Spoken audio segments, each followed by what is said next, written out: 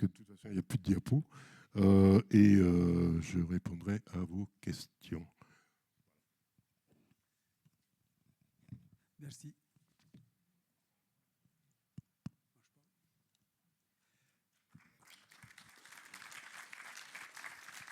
Merci beaucoup pour cet exposé limpide. Maintenant, on va passer aux questions, mais juste, je vais passer la parole à Yves Chiliard pour faire une toute petite annonce que j'ai oublié de faire au début. Comme ça sera. Oui, merci Abdallah. Et merci Jean-Pierre. Ça me donne l'occasion de te resaluer et de nous rappeler les nombreuses années qu'on a passées ensemble dans différentes organisations et où on continue pour faire avancer le mouvement BDS et qui n'a pas été immédiatement adopté par l'ensemble du mouvement de solidarité et qui reste aujourd'hui un outil indispensable pour les citoyens devant l'inaction et la complicité des grandes puissances.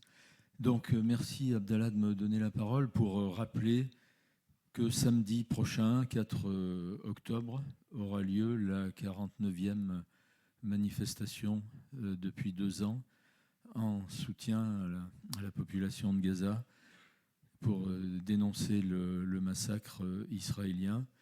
Et ce samedi, comme vous pouvez vous en douter, une thématique centrale de la manifestation sera ce qui se passe avec la flottille pour dénoncer l'arraisonnement de la flottille qui a commencé, donc 44 vaisseaux ont été kidnappés dans les eaux, la plupart dans les eaux internationales, et je crois qu'il en reste 6 ou 7.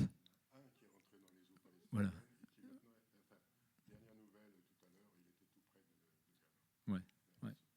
Il en reste encore 6 ou 7 qui naviguent, mais il y a peu de chances qu'ils arrivent jusqu'à Gaza. Donc samedi à 15h, place de Jaude, pour ceux qui pourront continuer à participer. Merci Yves. Voilà, donc la parole est à vous. Les questions? Oui.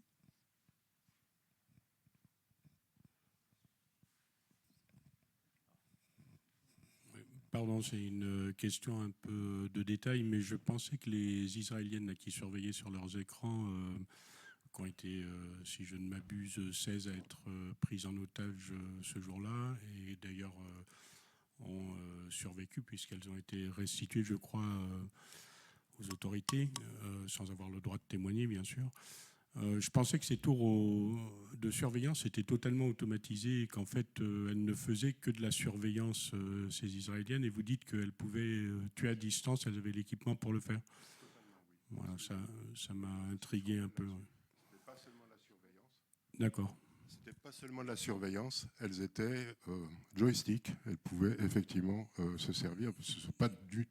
Ce sont des tours qui sont complètement protégées pour elles-mêmes, pouvoir abriter l'armement, etc. Et elles pouvaient s'en servir pour tirer sur des paysans qui étaient trop près ou des choses comme ça. Et elles sont automatisées également, ou ces tours, ou en fait il n'y a aucun tir automatique, je dirais, des tours de surveillance, et seulement... elles devaient commander les tirs. Bon, ben alors, vous me posez une question un petit peu trop détaillée. Je pense que Pierre Stamboul, lui, qui a un petit peu travaillé sur la question, il pourrait vous donner des informations que je n'ai pas.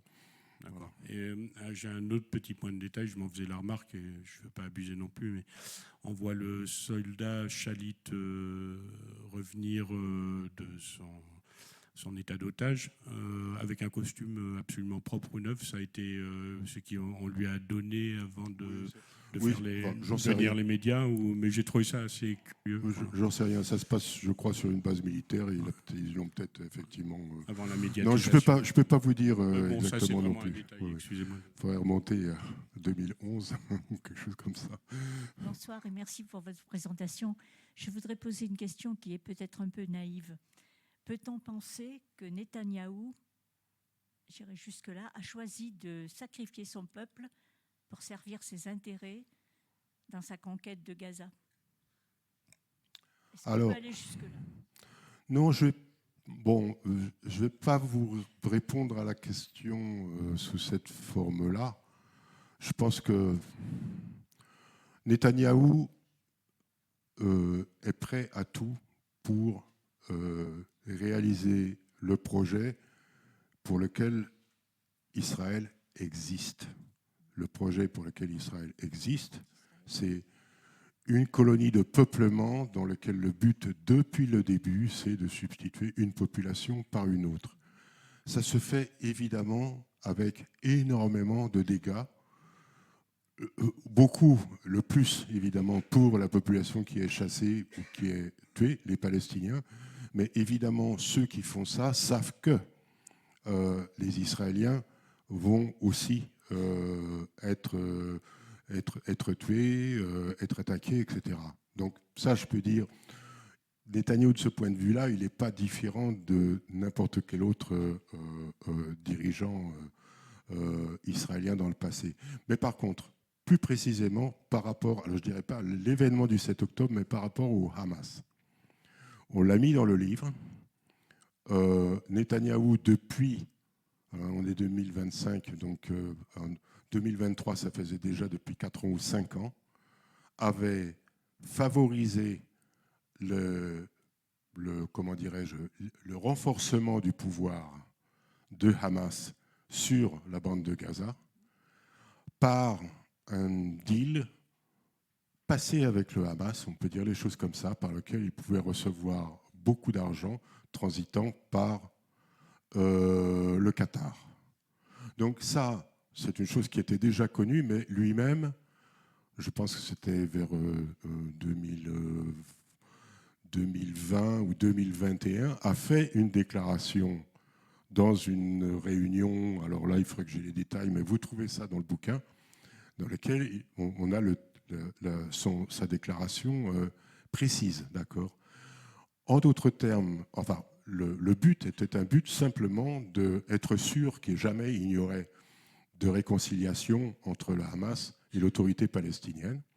Donc, en maintenant le Hamas et son pouvoir sur Gaza, l'autorité palestinienne de l'autre côté, qui évidemment ne peuvent en aucun cas se réconcilier, c'était un moyen de faire en sorte que cette division persiste. Donc voilà, diviser pour régner, c'est une technique habituelle.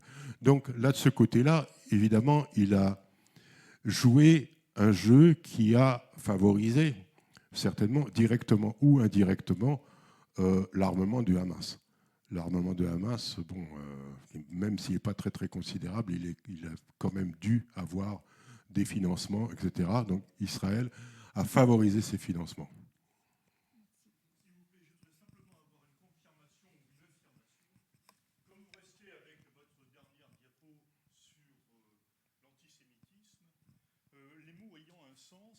Il me semble que les Palestiniens sont eux-mêmes des sémites. Or, ce qui me gêne beaucoup, c'est que lorsqu'on dit antisémite, il y a une appropriation par les Israéliens ou les Juifs, selon ce que l'on veut viser, alors que ça reviendrait à faire que nous, qui sommes des Caucasiens, on pourrait dire nous sommes anti-caucasiens lorsque, par exemple, on s'attaque aux Français et pourquoi pas aux Belges. Donc, antisémite, pour moi, ça correspond aussi à la fois aux Israéliens, mais aussi aux Palestiniens. Excusez-moi, mais je ne suis pas personnellement du tout votre discours. Les mots sémites caucasiens ont été inventés par qui et depuis quand? Vous savez? Non. C'est très important. Ces mots ont été inventés par qui, à quelle occasion et pour signifier quoi? Pour créer des races, entre guillemets, artificielles par des gens qui, eux, étaient effectivement de toute façon des racistes, qui se prétendaient des scientifiques, d'accord, dans les années 1870-1880. Caucasien ne veut rien dire, rigoureusement rien.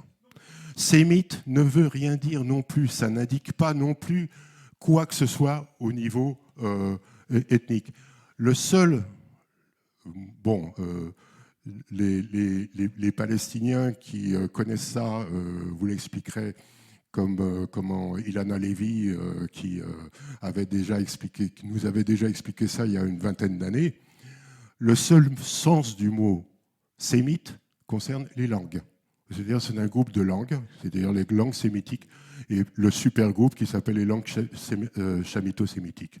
Au niveau des populations, au niveau de races, groupes, je pense que ça n'a absolument aucun. Donc, si vous dites qu'il ne faudrait pas utiliser le mot antisémite, je serais tout à fait d'accord avec vous, ça serait bien d'utiliser un autre mot. Dire anti-juif, je ne suis absolument pas contre. Bon, j'utilise le mot antisémite parce que tout le monde l'utilise, et uniquement pour cette raison-là.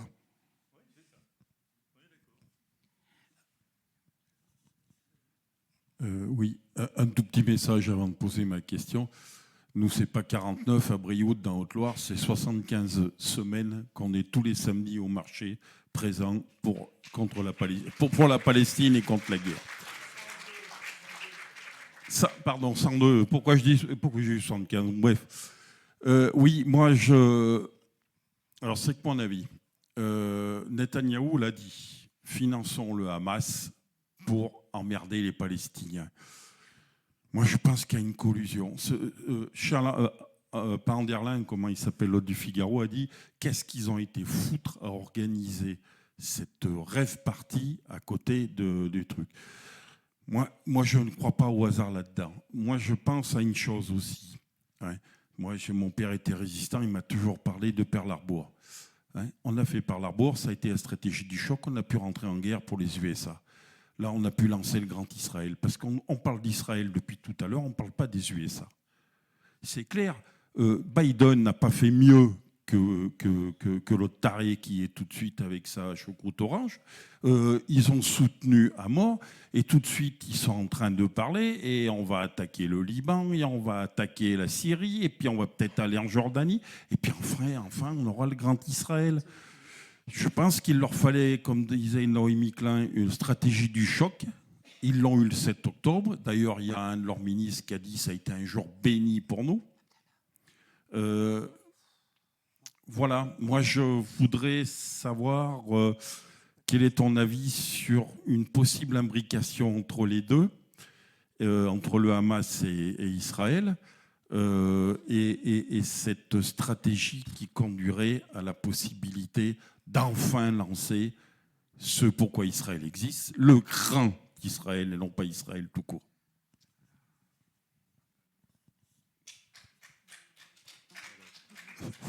Puisque vous me demandez mon avis personnel, ce soir, non, parce que ce soir, j'ai voulu parler du bouquin qui est entièrement sur le 7 octobre. Pas entrer dans des considérations, disons, plus générales. Alors évidemment, je n'ai pas parlé des États-Unis à propos du 7 octobre, parce que les États-Unis ne se sont pas impliqués particulièrement entre minuit et minuit suivant. Maintenant, votre question est intéressante. Je vais juste apporter quelques éléments pour dire que je pense que le Hamas, je pense que n'importe quel groupe politique qui est basé sur le primat de la religion fait n'importe quoi. Alors ça, c'est pas la peine de... quand je dis fait n'importe quoi, bon... alors, je vais vous donner... Je l'avais prévu par votre question, mais peut-être quelque chose d'un peu semblable. Est-ce que je l'ai ici? Oui. Voilà. Au moment où on a fait le bouquin, on ne connaissait pas cette déclaration. Et donc, si on l'avait su, on en aurait évidemment parlé. Elle figure dans le livre de Gilbert Achcar, que je vous recommande vivement, Gaza, génocide annoncé. Et donc, je vais vous dire de quoi il s'agit. le chef des brigades Al-Qassam de Hamas, Mohamed Al-Daif, le jour même du 7 octobre, a fait une déclaration. Donc, à partir de l'audio qui a été traduit, etc., je vais vous en donner juste 1 ou 2 extraits, parce que ça fait une page entière. Il dit, on va parler après avoir résumé les crimes israéliens, nous avons décidé de mettre fin à tout ça avec l'aide de Dieu pour que l'ennemi comprenne que le temps où il s'en donnait à cœur joie sans avoir à rendre des comptes est terminé. En d'autres, quand on commence à dire ça, ça veut dire nous sortons, on ne sait pas jusqu'où on ira, mais on n'a pas de limite, c'est-à-dire on va leur faire payer. Bon, le même Mohamed El-Daif, 5 ans plus tard, il avait fait une petite déclaration pour La Repubblica, le journal italien, dans lequel il disait bon, il est totalement ridicule de vouloir combattre une puissance nucléaire avec 4 lance-pierres. D'accord ? Donc, ces gens-là, ils peuvent, suivant les opportunités, etc., ils ont manqué totalement de principes et de raison. C'est-à-dire dire quelque chose qui est complètement juste, c'est-à-dire lancer des missiles qui n'avaient d'ailleurs pas de charge explosive à l'intérieur, comme ça un peu dans toutes les directions, pour montrer qu'on existe, ou faire même une sortie militaire, c'est effectivement combattre une puissance nucléaire avec 4 lance-pierres. C'est complètement évident. Malgré tout, ils l'ont fait. Donc, mais je vais donner connaissance quelques phrases encore significatives. Frères de la résistance islamique au Liban, en Iran, au Yémen, en Irak et en Syrie, c'est le jour où votre résistance fusionne avec celle de vos frères de Palestine. Qu'est-ce qu'ils espéraient ? Qu'il va y avoir un soulèvement dans tous ces pays-là pour venir à l'appui des Palestiniens de Gaza. Tout ce discours, la page entière, est un total non-sens. D'accord ? Donc, si vous voulez parler de collusion entre un mouvement politique aussi insensé dans ses considérants et Netanyahou, je pense que c'est pas la peine on n'en a pas besoin. Il y a peut-être eu, mais on n'a pas besoin de ça. Ils se montrent tels qu'ils sont dans ce genre de déclaration. Je le dis très franchement. Merci beaucoup pour votre exposé. Moi, j'avais juste je reviens à ce que vous avez dit, donc j'ai appris beaucoup de choses. Il me semble que pour la directive Hannibal, il me semble que vous avez oublié un élément. Quand vous avez parlé de Shalit, de la libération de Shalit, si je me souviens bien, c'est un soldat israélien contre 1000 prisonniers palestiniens. Donc, et il faut quand même se rappeler que l'attaque du 7 octobre avait une des grandes motivations de cette attaque était la libération des prisonniers, parce que la question des prisonniers, des milliers de prisonniers palestiniens est centrale. Et donc, peut-être qu'il y avait cette idée d'avoir des centaines et des centaines de libérations. Et je voulais juste rajouter un tout petit élément. Le festival, il a eu lieu dans un village palestinien détruit. Enfin, c'est un village c'est Leila Chaïd qui a apporté cet élément. C'était un village palestinien. Pas le site du festival lui-même. Non. Le site du festival lui-même n'était pas sur le lieu d'un village palestinien. Mais bon, c'est complètement secondaire. Hein ? Ah oui, tout à fait. Oui. 1000 ou peut-être même 1100, je ne me souviens plus exactement. Je pense que je l'ai dit, mais oui, c'est 1000. Oui, voilà. Oui, bon, on ne peut que vous remercier pour le travail de désintoxication que vous faites par rapport au 7 octobre. Mais je voudrais quand même, sur cette question du Hamas, le Hamas n'existe que parce qu'existe un État colonial sur la terre de Palestine. Si on ne part pas de cela, qu'est-ce qu'on peut comprendre et comment combattre efficacement, je dirais, en soutien au peuple palestinien? Aujourd'hui, on le voit, l'horreur du génocide qui se poursuit, qui menace de s'amplifier même. Ça paraît impossible, mais il n'empêche que il a le feu vert, Netanyahou, pour y aller. Il a le feu vert de Macron. Et je crois que ceux qui ont soutenu Macron, pour sa déclaration pour un pseudo-État palestinien, ferait quand même bien d'y réfléchir. Hein, parce que soutenir Macron, qui depuis le début est un soutien inconditionnel de l'État d'Israël, ça me paraît absolument scandaleux. Voilà. Donc, oui, le 7 octobre, mais il y a un avant le 7 octobre, il y a un siècle. D'ailleurs, vous êtes bien, enfin, je crois que vous avez travaillé très sérieusement sur la question. Et je crois qu'il faut repartir de là si on veut sortir de la propagande pro-sioniste. Est-ce qu'il y avait une question? Non.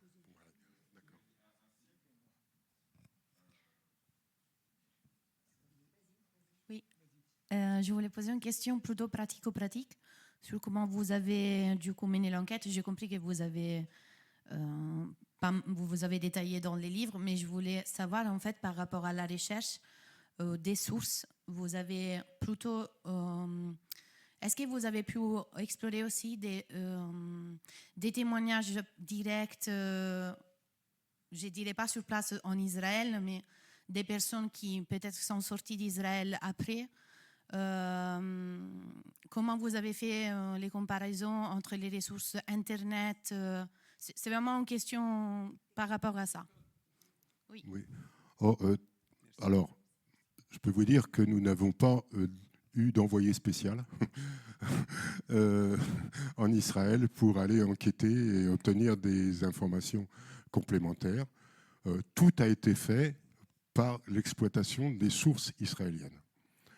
Alors, il y avait quelques jeunes, c'est un groupe de 6 qui a travaillé, donc 4 jeunes, enfin 3 jeunes au moins, et qui ont fait ce que moi j'aurais été absolument incapable de faire, c'est-à-dire qu'ils ont utilisé tous les moyens possibles et imaginables pour aller fouiller dans les sources israéliennes elles-mêmes, pas seulement, parce que ça c'est facile, bon ça je peux le faire, lire les articles de Haaretz, il y a des choses intéressantes, mais enfin bon, tout ce qu'il y a là, ce n'était pas des sources de Haaretz, c'était des choses qui étaient prises sur les médias israéliens en hébreu, d'accord? Et il y en a quelques-uns qui étaient particulièrement doués pour tomber sur ces sources-là, retrouver les vidéos qui avaient été diffusées dans des émissions, les vidéos d'où sont tirées des photos comme ça, faire des traductions. Alors la traduction automatique de l'hébreu, c'est franchement assez dégueulasse, surtout quand ce sont des termes qui utilisent au vocabulaire de l'armée, qui n'est pas dans le dictionnaire ordinaire, mais ça donne quand même beaucoup d'informations. Donc on prend ces textes-là, on les compare, on dit bon ça tient, ça se tient pas, etc. On a passé énormément de temps à ça sur le cloud, à comparer des textes, on en avait pagaille. Voilà. Donc on a extrait, on peut dire ces 350 pages sont un extrait.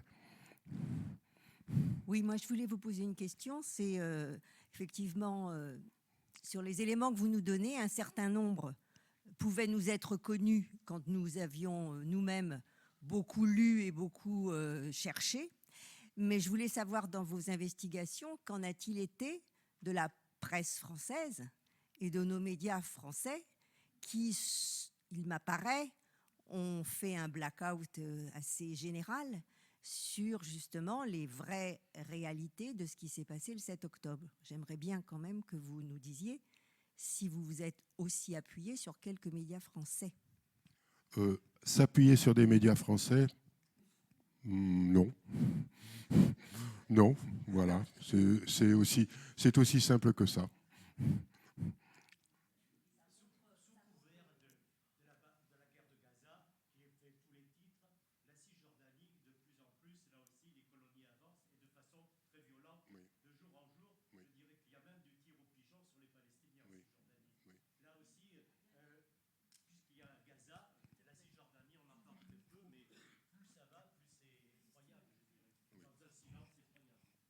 Vous avez parfaitement raison.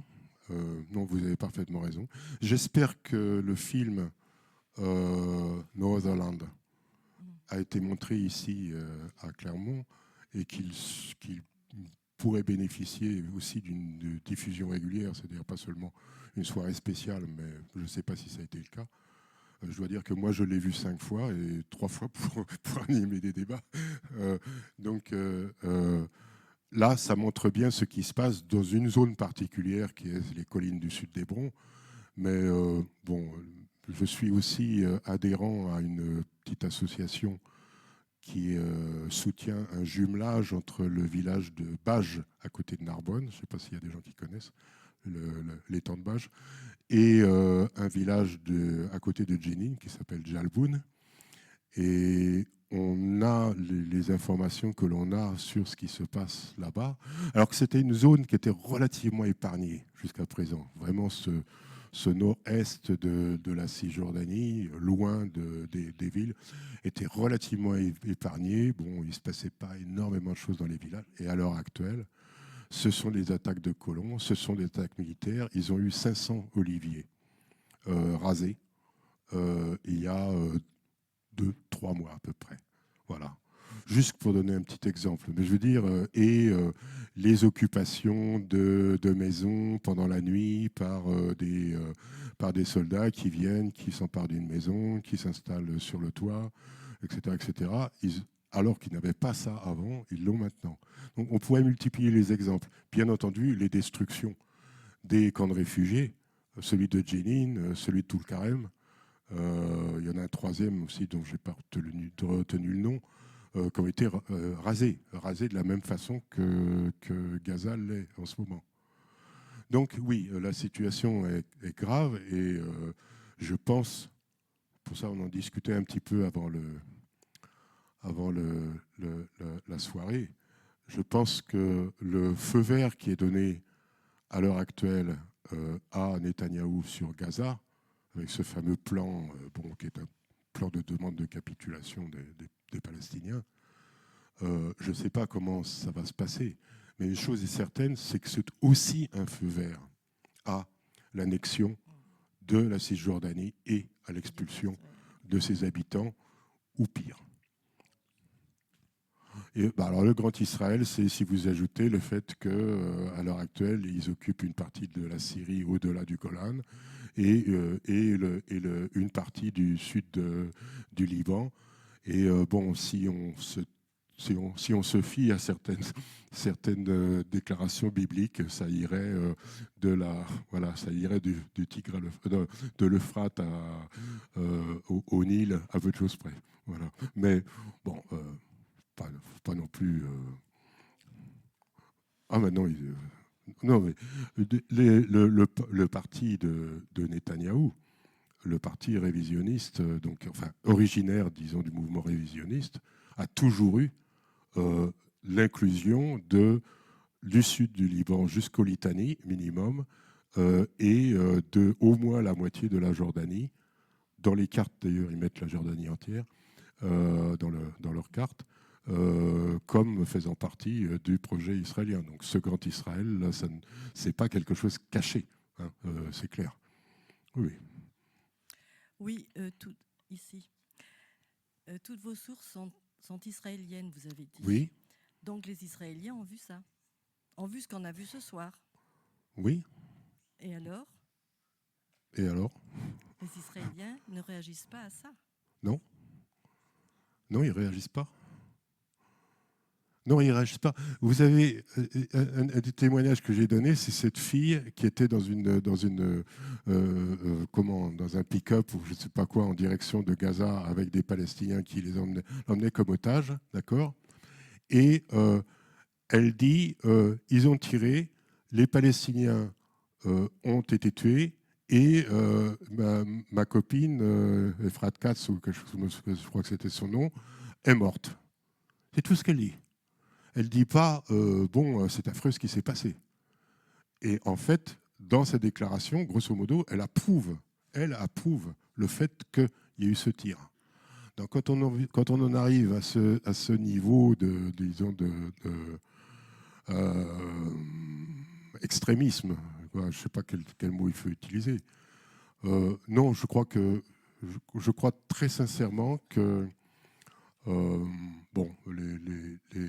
les Israéliens sont à un niveau de conditionnement. Gideon Levy l'a encore écrit très récemment, je crois que ça a été publié dans Mediapart, non, il me semble, qui a publié un article du journaliste israélien, formidable cet homme-là, dans lequel il explique que bon, non, il n'y a rien à espérer du côté des Israéliens par rapport à ce qui se passe en ce moment. Non, non. Le conditionnement est hyper fort. Bon, on va, comme l'heure avance, on va prendre encore 2 questions. Et puis, on va essayer de... Parce qu'il faut laisser un peu de temps pour que Jean-Pierre puisse dédicacer les livres qui ont été vendus ou ceux qui le seront.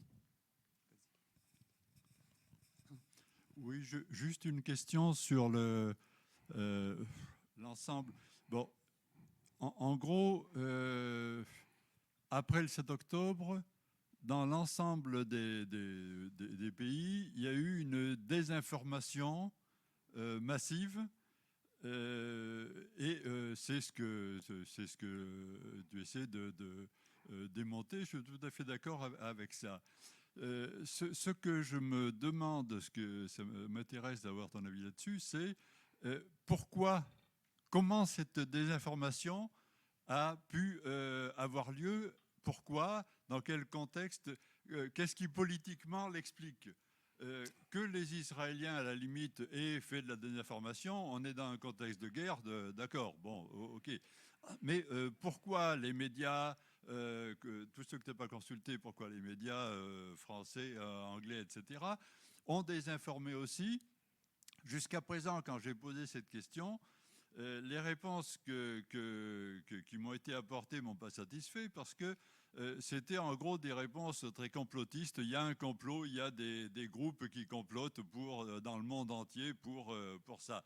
Alors je voudrais savoir quel est ton point de vue à toi là-dessus. Oui, alors, en ce qui concerne le comportement des médias après le 7 octobre, j'ai donné des exemples de titres absolument incroyables, généralement dans des quotidiens tabloïds très diffusés, mais qui ne sont peut-être pas représentatifs de toute la presse. Par exemple, sur l'histoire des bébés décapités, une bonne partie de la presse en France a émis des doutes dans les 3 jours qui ont suivi. Mais émettre des doutes, c'est une chose. Dire c'est faux, c'en est une autre. Autrement dit, il est tout le temps resté, non pas de dire, mais qu'est-ce que c'est que ces horribles mensonges? Enfin, bon, voilà. Ce qui fait que même encore maintenant, 2 ans après, vous pouvez avoir n'importe quel député, dirigeant, etc., qui prend la parole et qui va dire, bébé, ils ne vont pas rentrer dans les détails, ils vont juste dire, voilà, on rallume l'étincelle, bébé, viol, d'accord, au milieu d'une phrase. Comme si tout le monde devait immédiatement réagir de façon pavlovienne en disant, ah oui, ces horreurs-là. Donc, même ce boulot-là n'a pas été fait. D'accord. Maintenant, sur la question générale que vous posez, moi, je pense qu'inviter un spécialiste des médias, je pense qu'on sait tous à peu près que les médias sont contrôlés par des forces, disons, politiques voilà, de l'extrême droite qui est hyper pro-israélienne, notre extrême droite française, il faut bien être conscient, à une partie de la gauche pour qui, dès qu'on parle de Hamas, ça veut dire non, on ne peut pas soutenir les Palestiniens à cause de choses comme ça. Ça existe aussi. Donc la presse, malheureusement, joue sur tous les tableaux, et comme elle appartient aussi à des groupes qui sont, disons, des groupes capitalistes pro-américains. Vous avez raison de parler des États-Unis, bien sûr, je n'en ai pas parlé pour le 7 octobre, mais tout ce que vous dites est absolument juste. Israël est une création des États-Unis, d'abord de la Grande-Bretagne, puis des États-Unis. Sans la Grande-Bretagne d'abord et sans les États-Unis maintenant, Israël n'existerait pas. Et donc, oui, mais ça, il faudrait s'adresser à quelqu'un qui a décortiquer un petit peu mieux que moi les questions des médias. Quand je dis Israël est une création des États-Unis, je vais vous donner une citation. J'aime bien donner des citations. Celle-ci, elle remonte à 1982. D'accord ? Elle a été faite par Alexander Haig. Est-ce que c'est un nom qui vous dit quelque chose ? Alexander Haig. Absolument militaire, qui a été même à la tête de l'OTAN en Europe pendant 4 ou 5 ans. Avant, il était conseiller de Nixon et après, il a été conseiller de Reagan, d'accord, avant sa mort. Bon, il a fait un jour une déclaration. En fait, ils étaient 2 auteurs. Il a dit la chose suivante. Israël est le plus grand porte-avions que les États-Unis aient. Il a l'avantage d'être stable, il ne bouge pas, et nous ne sommes pas obligés d'envoyer un seul militaire là-bas. Mais il permet de contrôler et donner de tous les noms de tous les pays qui sont autour. D'accord ? Et puis il dit à la fin, bon, ça nous coûte effectivement un peu d'argent, mais chaque année, ça nous rapporte 17 milliards de dollars. 1982. Oui, mais Biden a fait une déclaration similaire en Il en a 86. fait des dizaines. Oui, non, mais lui, il était fou, lui. Non. Des dizaines, il en a fait. Oui, alors la dernière.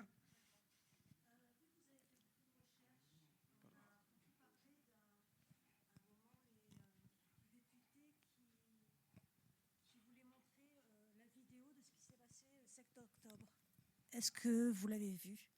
Alors, oui, personne ne l'a vu, cette vidéo. Non, évidemment, si quelqu'un a cette vidéo et peut la diffuser, elle sera évidemment connue de tout le monde, du jour au lendemain. Je peux vous dire que on n'a jamais pu mettre la main dessus. Non. Voilà. Non, c'est la vidéo qui a été montrée à des publics sélectionnés par Israël, donc y compris, je pense, à des députés en France sélectionnés, etc., etc. Même, il y a eu un journaliste britannique qui a fait un papier dessus parce qu'il a pu le voir. Et il avait quand même des réserves dessus, mais ça n'allait pas très, très, très loin. Et donc, ça a été effectivement présenté comme étant la preuve de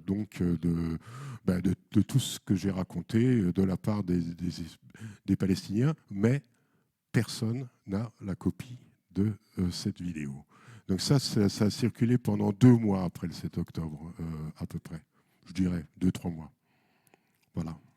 Bien, merci beaucoup Jean-Pierre encore pour ce débat riche.